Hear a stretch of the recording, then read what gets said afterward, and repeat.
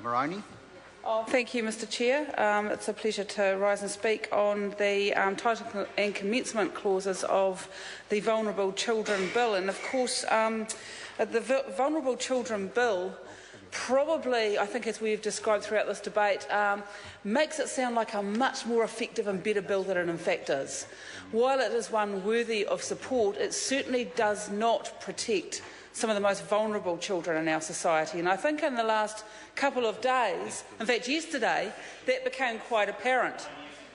Became quite apparent because the Owen Glenn inquiry was actually telling a story about children being abused in their own homes by people who they are in loving relationships with, and the harm that that was causing on our society. And so while this bill is interesting and useful and will protect some children, I think it's important that we note that that this applies to people and regulates, I guess, the children's workforce a little better and protects children in that situation. But sadly, what we know in this country, and it is a terrible tragedy in this country, very, very dark and grim thing that happens in our country, most of the children who are abused by people that they're supposed to be in trusting relationships with, and also by people who are volunteers in organisations that families ought to be able to trust.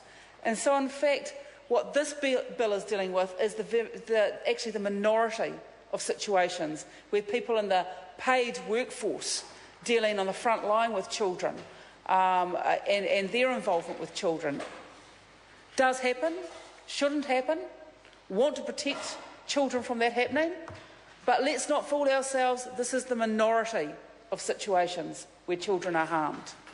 And I was saddened to see the Minister on her feet in question time today saying that she wouldn't work with other political parties to actually address the very serious issues that confront this country. And I call on the government that if they really do want to address the issues concerning vulnerable children, then they ought to get their own minister to agree to work in a cross-party approach on this. Because that's exactly what Labor did when it was in government. And wasn't it interesting that the only party that would not participate in a cross-party approach on domestic violence and child abuse was the National Party. That's right, it was Judith Collins at the time, actually, refused to be involved in a cross-party approach on family violence. And she seems very proud of it, but I think she should be ashamed about that, actually. Should be absolutely ashamed. And the National Party should be ashamed of its minister's performance today, saying that giving the excuse that she wouldn't work with other parties on this because it was apparently too close to an election. Well, what was the excuse in 2006? And what was the excuse in 2007? Because now, in the year 2014, the National Party is trying to find yet another excuse to not deal with this problem appropriately.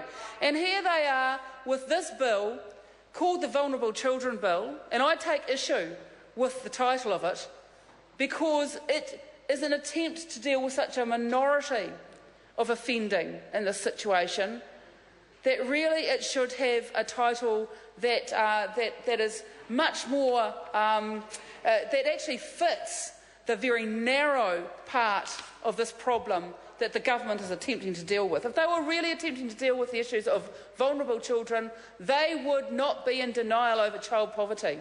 They would not be in denial over child poverty. And they would not be in denial over taking a cross-party approach to dealing with domestic violence and violence against children. Mr Chair, I think yesterday the government's failure to address violence towards women and children became absolutely apparent to every New Zealander. Absolutely apparent to every New Zealander. And calling a bill the Vulnerable Children Bill is not going to address the fundamental failure that this government has had in actually protecting women and children from violence. That's become absolutely clear now. It's become absolutely clear, and it is about time that the government actually realise that they need to, Mr Chair, that they need to start working with other parties. Not only just other political parties, but they need to actually start listening to what the social services working in this area are trying to tell them.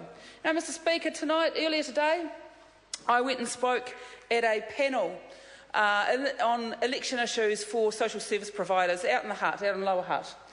And once again, the National Party failed to front.